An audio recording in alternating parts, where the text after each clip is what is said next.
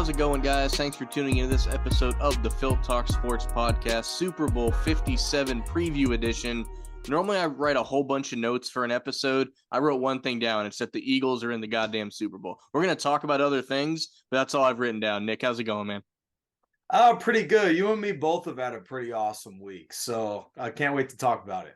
Yeah, Nick is going to hijack the tail end of this thing to talk about his experience at formerly the Staples Center last night, so we will sneak that in at the end. But we're going to talk Super Bowl. It's Eagles, it's Chiefs. It's been called the Andy Reid Bowl. It's been called the Kelsey Bowl. It's had a lot of different names. Nick, I don't know if you know this, but there's a brother on each team that with the last name Kelsey. Nobody's really covering this, so I feel like we should spend some time on it. But there's a Kelsey brother on both teams. Did you know that? No, it's kind of like when LeBron was turning 38 years old. I was kind of shocked that the media didn't really talk about any of it. It's not like them usually to do that. Yeah, it's like when Brady turned, 44 or whatever. They just totally missed it for whatever reason. I don't get it, So I think a good place to start with this, though, we'll briefly cover the conference championship games because both have a little bit of story to them, one a lot more than the other. So we'll get the Eagles one out of the way. Brock Purdy gets injured on like the second drive of the game. That leaves Josh Johnson to come in for the Niners. He gets a concussion, unfortunately. And if you don't know the story of Josh Johnson, this guy's been on like 17 different professional football teams between spring leagues and the NFL. So if you ever have the time, look up the story of Josh Johnson. It's actually pretty incredible. But he gets concussed. They put Brock Purdy back in the game because for some reason teams don't carry a third quarterback anymore. And it kind of led to an easy game for the Eagles. And it's easy for someone to say that, oh, he knocked the quarterback out, but you had to actually do that to put them in that situation. It's not like he tripped over his own feet and couldn't go back in the game. And it does remind me of a 2019 playoff game when Carson Wentz got concussed against the Seahawks, and we had to play Josh McCown with a pulled groin. I don't remember anybody crying for us back then, so I'm not crying for them now. It's an unfortunate situation, though. I have nothing against the Niners, and I do feel bad for Brock Purdy. I think his bright future just got a little bit dimmer. He's going to miss basically all of next year. He has to get Tommy John surgery, which is something that's typically reserved for baseball players. So his career is definitely going to take a hit, and I definitely feel for the guy, but this is not something that I don't think people should discredit the Eagles for the performance they ultimately had. Yeah, trigger your cat. Ooh, we're talking career-ending injuries. Let me hop onto this podcast now. Yep. So first with the Eagles, what really is unfortunate is that such a legendary pass rush, third best ever in terms of sacks, and such a good football team never really got a great chance most of the year to face an elite offense with an elite quarterback.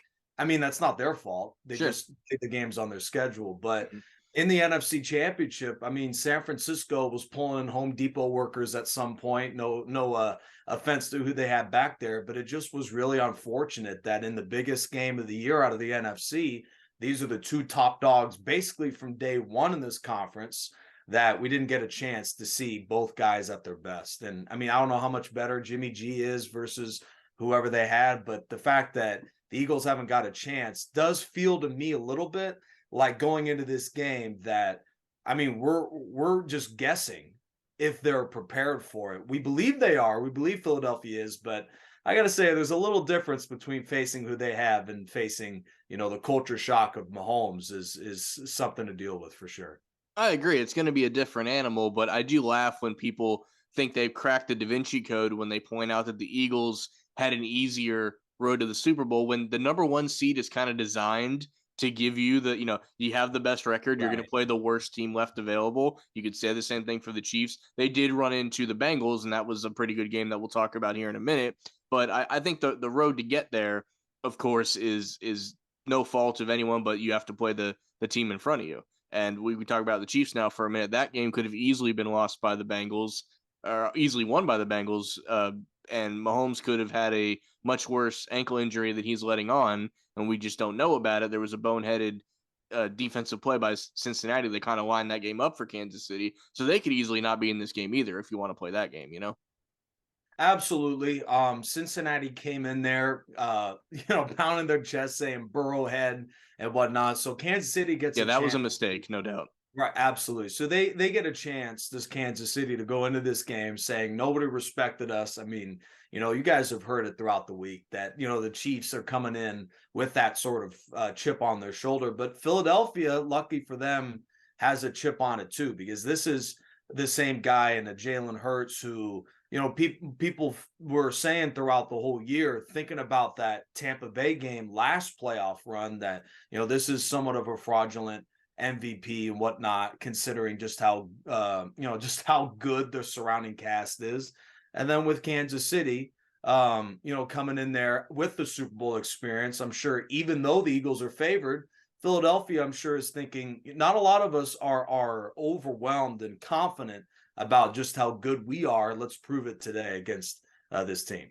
Yeah, I mean, for whatever reason, we live in this generation now that when people don't doubt you, you pretend like they do. Like everyone's made the jokes about Georgia after they won back-to-back titles, and one of their players is like, everybody thought we were going 6-6 this year. It's like, dude, literally nobody said that. Don't know where you got that from. So I think if a team out of these two is a little disrespected, it is the Eagles, based on the things that you've listed about maybe they haven't played the premier quarterbacks in this league and yada yada. So they can play up to that a little bit, but these are both good teams. They're going to be favored in this game, like you said. And, one of these two quarterbacks is winning MVP, I'm pretty certain, which I want to touch on in a minute. But if a team's going to be weirdly an underdog and favored, it's a weird combination. But neither of these teams can really play the chip on your shoulder thing too much, because they're both the number one seeds. Like you're exactly where, the chalk says you should end up. Yeah, I mean, I feel like people, I mean, from what I'm seeing the last week and a half, the way that a lot of people imagine the game is going to go is that Philadelphia is going to mess up this game with this incredible pass rush, and Jalen Hurts with that running game is just going to need one or two plays to Mm-hmm. win the game. A la a couple of years ago with Jimmy G against Green Bay, where he only threw 8 passes. I think people, at least based on what I'm seeing, are imagining the Super Bowl looking like that. Mm-hmm. And based on the numbers, to some degree, that does make sense. But I think this will be a prove it game, especially early for Sirianni and Hurts, because I don't think it'll go like that. I think Mahomes is going to make plenty of plays even against that defense, and Hurts is going to have to beat him. And I think they're going to feel early on that we're the team that was the number one seed, won the tougher NFC, and we believe that we can go out there. And we have a quarterback that's every bit as good as Mahomes and win the football game. I do think, to piggyback off that if the Chiefs are going to win this game, it's going to be the Patrick Mahomes show. There's a version of this game where the Eagles win and Jalen Hurts throws for like 114 yards and, didn't have to do much of anything. And I think that also comes down to, you could rewind this. This game could easily play out. If you said, okay, you have to give the Eagles the best chance of win, what game plan are you giving them? I'm almost doing a shot for shot remake of that Buccaneers Super Bowl, where Mahomes is running for his life, throwing off his back foot. Their receiver core is more banged up than they're letting on at this point. That's, I think, how you win this game. You're not going to win a shootout with Patrick Mahomes, because he's going to shoot out throwing the ball, and we're going to do it running the ball. So I do think that if they're going to do the D line and the front seven basically have to take over completely. It has to be their game. It has to be the game that they started against the 49ers. Obviously, that game went haywire, but they hit Brock Purdy like 3 times in 2 drives. Like, that's the kind of performance you need to have for this to go. Because, like I said, the blueprint is there. What the Bucs did to them in the Super Bowl the last time they were there, you basically want to recreate that if you want a chance, in my opinion. Yeah, the deeper you go into the playoffs, the war in the trenches is a real thing. Yeah, And for Kansas City, that you mentioned it, they are getting healthier on the injury report. It shows only Mecole Hardman really as the significant injury for them. yeah, But this is a team that's been banged up a lot. right. So I'm concerned about their ability to win at the trenches. And as legendary as Travis Kelce is, arguably the best receiving tight end, Gronk is up there, Shannon Sharp's up there, a Sure. lot of other guys up there. So, but Travis Kelce, make no mistake, he is no Gronk blocking. So, and Right. you couple that with an offensive line filled with solid guys, maybe above league average, but certainly no, Philadelphia offensive line. I think that's going to be really challenging for Patrick Mahomes. And that's Super Bowl that you mentioned when he set a record for running yards in the backfield. He did that with two perfectly healthy legs. Yeah. And now he's got a sprained ankle. And yes, And 2 weeks with off of Tyreek health. Hill to throw to in that Mm-hmm. case too. Granted, he did drop a touchdown, but Sure. Mahomes is now on one less leg, one less all-star receiver, and one other very valuable slot guy, Mecole Hardman, an older Travis Kelce. I mean, the more you stack all this up and just take out the injury report that makes it look all nice and glossy, Yeah. this is going to be Patrick Mahomes. You know, and you mentioned it. They got one way to win, and he better turn into Superman by Sunday night. Otherwise, I mean, this really could get ugly if they do not block that front four of Philly.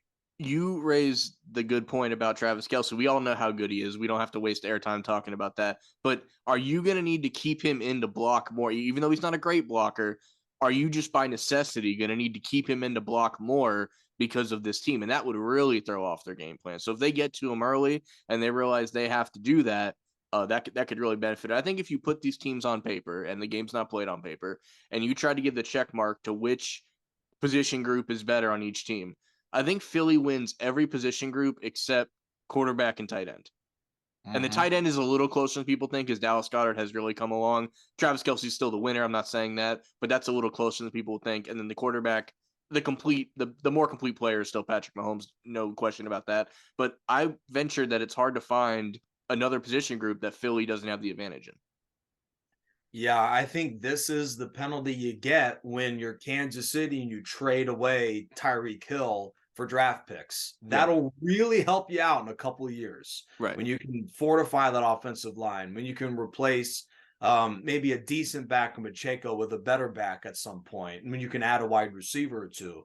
But for right now, unfortunately for them, they have the disadvantage up front, the disadvantage you mentioned of the weapons outside of the tight end spot. So the Chiefs beat them at tight end and at quarterback and maybe at kicker. But Yeah, kicker's a little up for grabs too. I'll give you that. you know, I'm reaching here and maybe I'd say head coach too. Not maybe, definitely head coach. This is the first time for Sirianni, even though he's been spectacular in a couple seasons. So there's very few advantages, like you say. It's just how big of an advantage is Mahomes over Jalen Hurts, and we'll see. Yeah, and you mentioned Andy Reid, and I will say the thing that Eagles fans are afraid to say, that if this game doesn't go our way, the one little germ of silver lining I will say is at least we lost to Andy Reid. That is the one thing. Eagles fans still love Andy Reid, and on the same token, though, Andy Reid in big games has had clock management issues. What are you thinking here, Andy? What's going on?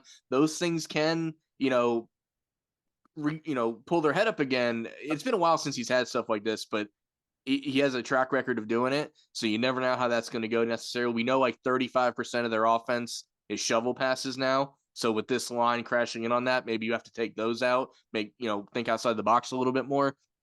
So if this does, I'm just going on record now, if this does not go the way I'm hoping it does, I will just say at least Andy Reid gets a second ring out of it, and that's a little more to stomach than losing to like Belichick for the second time if we'd have lost 5 years ago, and for that team to win, the Nick Foles run that we went on was amazing, and it's something I never thought I'd witness.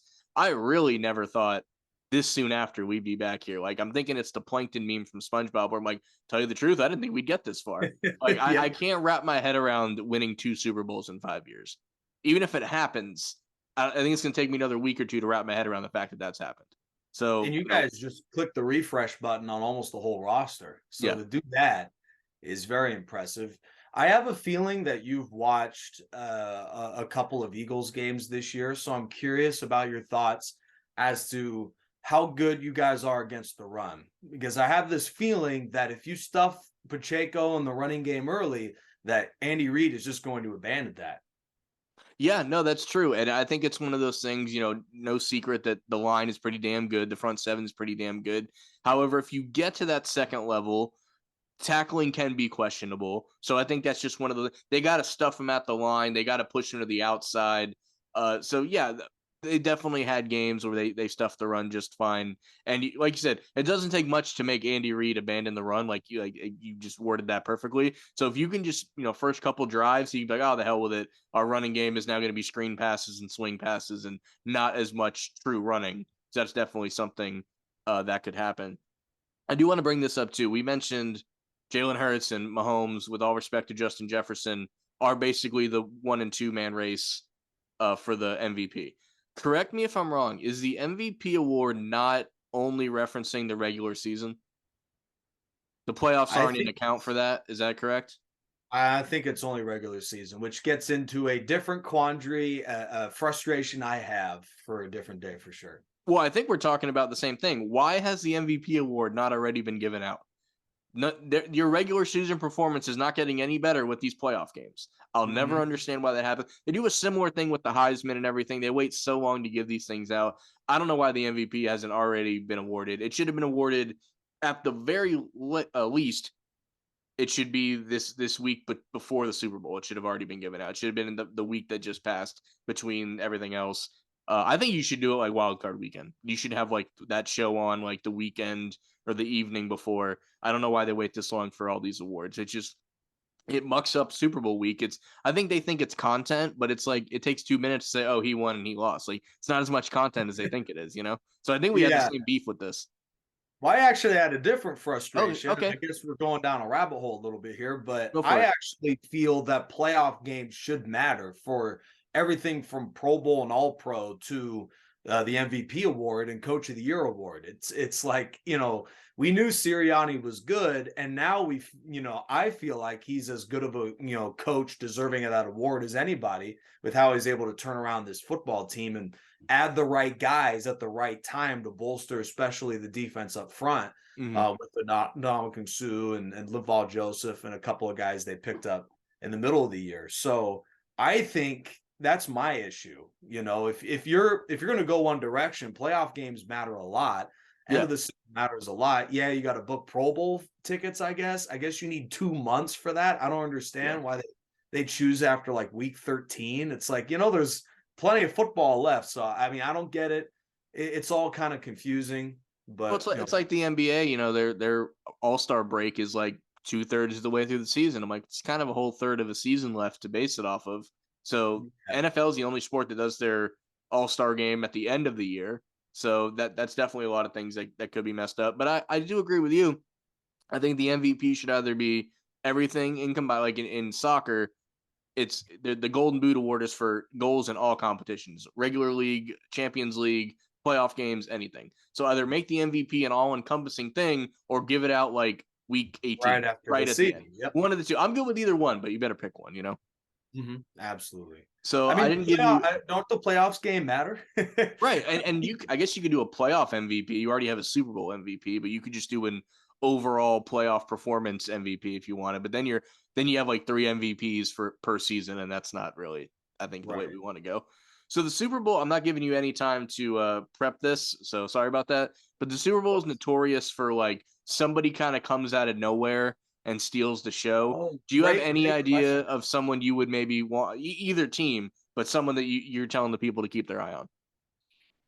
I can go Hmm. first if you need a minute to think about. Yeah, go ahead. I got a gut feeling, but Okay, so the NFC Championship game was a little tell for this, and I've been tweeting this out because he's kind of been the closer in the backfield. But Kenneth Gainwell, he comes in late in games and just gashes people. He had over 100 yards in the NFC Championship game. On the depth chart, he's the third string running back behind Miles Sanders and Boston Scott. So sometimes the dude just gets hot, and some outside of Eagles fans, nobody knows who this guy is because he kind of fell off the map. His senior year at Memphis was the COVID year, and he opted not to play. So he basically went a whole year without playing, gets drafted in a late round, and now he's on NFL roster, getting over 100 yards in an NFC Championship game. So I could see a situation where he gets that closer role, and from the midway through the third quarter on, he's just the guy gashing you for 7, 8, 9, 11, whatever it is, first down after first down, and he could be really clutch late in the game because we've seen it a few times already this year. So that'd be my guy, Kenneth Gainwell, running back for the Eagles.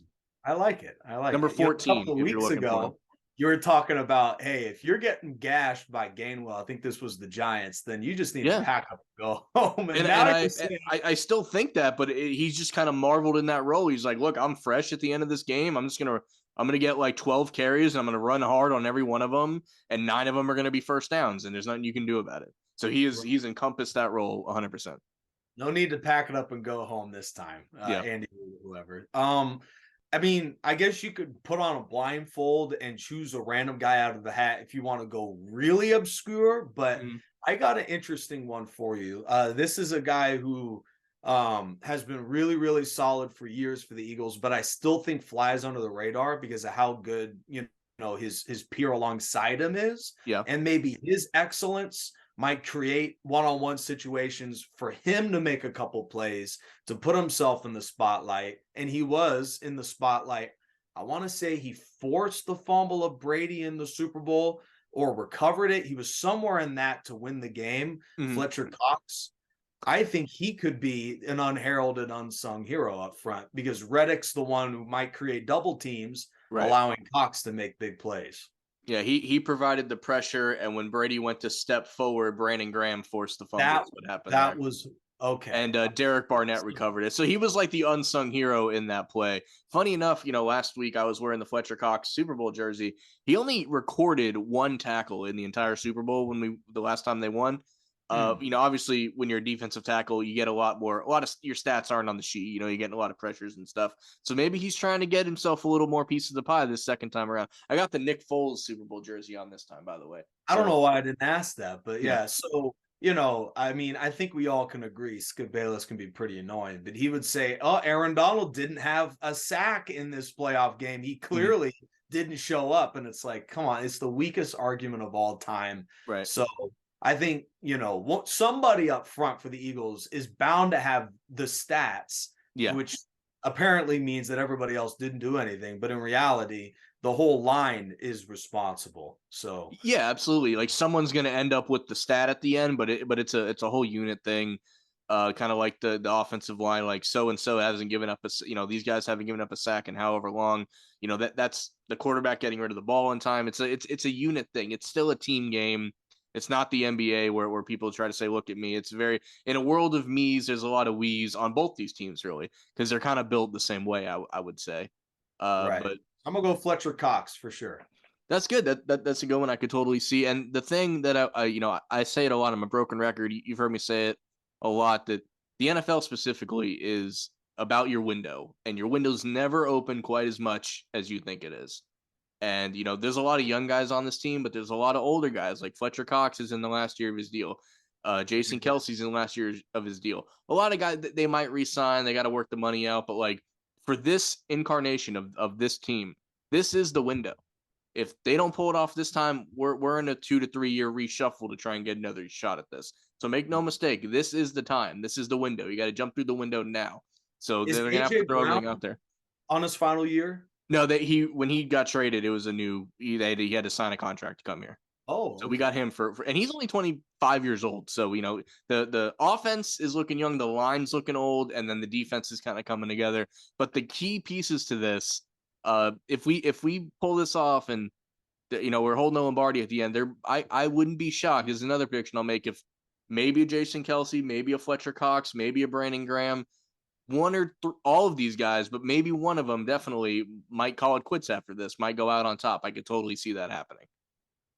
Man, well, it just does stink that Travis is still playing as good as he is and all that. Because one thing that would be really cool is that both Kelsey brothers retire after this game, but I don't Mhm. think that'll happen. So, Yeah, he's um, he's he's a little bit younger, but hey, look, both brothers have said it. The one positive thing about this is their mom can't lose because yep. one of their sons is coming out with a second ring, and luckily both of them already have one ring, which is crazy to think about. So, Yes. but yeah, Travis, would not shock me if Jason hung out for if I don't know how much more he's got. Would not shock me if Travis went to free agency if they tried to play together, whether Jason going there or Travis going here. But like, I don't know if that's something. I mean, they played in college together, so maybe they already scratched that itch. But I'm sure it's something they talk about. They have that great podcast now. I'm sure it's something they think about from time to time. Yeah, well, after the season, they can take a 4-day darkness rejuvenation clinic like Aaron Rodgers is doing right now. I don't know if you've heard about that, but the winner of this game will get a chance to do that with more Super Bowl rings than basically everybody, every quarterback in the NFL outside of outside of nobody. Now that Tom Brady's retired. So Right.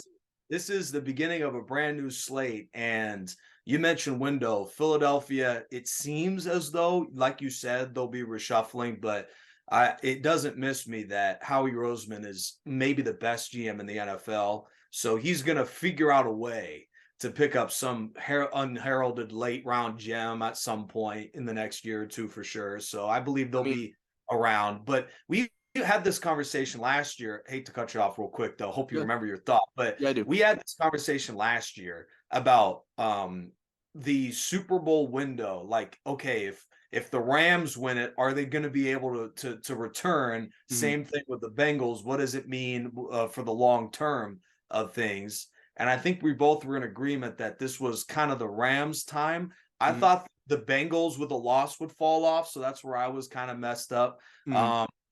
They came right back, but to me, I feel especially if the Eagles lose, they're going to have to figure out a lot of things. Yeah. For the Chiefs, I do believe their window is not this year. They'll keep it going for a little while. I agree. There's nothing that would stop the Chiefs from coming back next year, considering they made it with this team. If you want our thoughts on Tom Brady retiring, I suggest you go back and watch our episode from last year where we give all those thoughts. So we'll just take a minute on it real quick. Do you think it sticks this time? Do you think he's actually done? Yes. Yes. I think so too. I think what ended up happening is he was talking about maybe going somewhere else and the market wasn't quite as vibrant as he expected it to be. So instead of dealing with that, he just kind of, walked out on the beach and hit record and did what he did. Uh, it's funny when I saw, because it was on the exact day, calendar day, that it happened last year. So when that post came up, I thought it was somebody like posting the memory of him retiring. And I'm like, oh no, he's just retiring on the same day, 2 years in a row. I know. I really need to take out a mortgage on my house because I really want the sand that he was sitting on while making that retirement speech. Yeah, people will find. I'm sure if you go on eBay now, people have jars of air from LeBron's, record-breaking performance right there. We kind of Oh, got that's a through. great idea. Yeah, right. You got to hurry and get back over there before all the air is out of the stadium. We got through these topics a little bit quicker, so we might not have to take a break here. I'm gonna defer to you. Nick had a pretty good night last night. He went down to Staples Center, now Crypto.com Arena, and was in attendance for LeBron to break the NBA scoring record. So I'll just give you the floor before we wrap up here. What was that experience like? And I will say this: we were going to record yesterday, but Nick texts me and says, a lot of people think he's going to break the record in two games from now, but I got a hunch it's tonight, so I'm going to go. So we're going to have to record this tomorrow. I said, do your thing. How many points does he have to score? You said 36, and I'm like, that's incredibly doable. I think you're smart to go the day you went, and it paid off. So take it away. So, I first of all was contemplating for a month about this particular game. There's something weird about this first home game that I felt. His average means he's going to beat it like the day before against the Pelicans, but I just got a feeling he'll take a day off. He wants to do it at home. In New Orleans on a Sunday seems a little strange, even though there's no NFL, in just the Pro Bowl for whatever that's worth. So there's something about this game, and like nobody felt the same way because the prices for these tickets went down over the course of the week leading up to last night, and which was just baffling to me. Wound up snagging some pretty good seats, bottom of the top section for only $160. So that was really good. And There you go. the prices ballooned the last hour, but it was really good pricing. There's a lot of energy in the arena. It reminded me a lot of when I went to the last game of Kobe Bryant, rest in peace. So that was really cool. The magic of that event, I don't think to much surprise was more than this, but there was still a lot of energy and excitement for this. Obviously, at the end, they gave out these shirts, which is very, very cool. Oh, you didn't have to buy that? They gave those out? They gave those out Very for sure. cool. Very So, cool for sure. as you were walking out, before the record, I'm reading backwards, so maybe you could help me out there. But it was Broke never the the record, but that was never the goal, is what it for says. sure. And then there's a cool, sign on the back. I'm wearing boxers. You might not want to see all that, anyways, guys. But, It was an awesome experience. They had the giant scoreboard at the top, and then there were two huge screens, one on each end at the top of the building. That had these screens were massive. It's like SoFi, like I mean, just enormous. It fills a whole section, and it's Mhm. just a LeBron James counter. There's usually like scores from across the NBA there, and then it'll have like foul tracker and everything. But no, it's Mhm. just a giant, graphic of LeBron, and every time he'd score, it tick down and everything, which is super cool. Watching it at home, they had a counter like in the top right of the screen, to show it off there. And the moment was great. The call was great. I can't help but think they're like the Thunder announcer. There's probably a call out there where he just no sells it, where he's like, "And LeBron fires from the wing, and it's good. It brings them within 5," and that's all he says about it. I'm hoping that was the thing. That's But that would for have been sure. amazing to see. But I mean, not a Laker fan myself, not a LeBron fan myself, but it was an awesome moment. It is one of the rare occasions that a regular season basketball game matters. We have less and less of those these days, especially for a team that, we had this moment. They did lose the game. They are fighting just to get in the play in. Now that this kind of fever dream of the record is broken, it'd be like when Aaron Judge was chasing the home run record, but if the Yankees were awful, say, okay, great. I'm glad you pulled that off. But this team's kind of a mess, and we have to figure it out. Yeah. So there are plenty of things for the Lakers ahead of time moving forward, but definitely a crazy moment, something that we knew ultimately was going to happen because he's going to play another several years. So it wasn't a matter of Kobe's last game, like you said. That's a little bit more magic, but you knew it was going to come. But I'm glad it was every bit as awesome as you would have wanted to be, and I'm glad you got to be there because that is a great moment for someone who's actually a Laker fan, LeBron or not. So Absolutely, there for the Lonzo Ball days, and I'll be there for when LeBron leaves and we win 10 games this season. I cannot wait for that. Well, two other really cool things was that every time Braun got the ball, no matter where he was, the crowd started going nuts yep. before he even got into his action, which was really cool. And then as soon as he breaks the record, half of the building left. And you called it, but you let me know before the game it was Yeah. going to happen. And it did. I was able to stick around about another minute or two, Mhm. and I was like, "Yeah, there's a reason why everybody left. This team's awful." And I don't know if you saw it, but even when he broke the record, certain Lakers weren't standing up. Anthony It Davis did. one of them, I and then did see that. Yeah. after the game, apparently there was a Darvin Ham Russell Westbrook feud in the locker room, and it's like Oh boy. even when Braun does this, it's like Mhm. this team is such a mess. So it was an awesome night, and it'll be one of those check mark things. Like I was able to go to such a cool event, and I recommend whenever there's a record in town or any awesome event, go to it because there's just something special in the air about a night where something big's going to happen. I don't know if you watched The Office, but it reminded me a lot of there's a screensaver on the conference TV that kind of bounces around, and they're waiting for it to Yep, go hit the perfectly in the corner. corner. And when it Yep. goes in the corner, everyone just goes, yeah, and they just walk out of the meeting, and the meeting's not even over. That's kind of what I imagined. That was, oh, he got the record, and he's out of there. And then people are driving home like, did we win? Did we lose? I don't even know. We just kind of saw what we wanted to see and left. I Yeah, guess that's how I envisioned it. But exactly. that's good that we were able to get that in here at the end, but we are just about out of time here. So Super Bowl prediction. Oh, we got to Super Bowl do that prediction. first. I mean, you know where I'm going. I'll give it I'll give it a 31-21 Eagles victory. 31-25 Philly.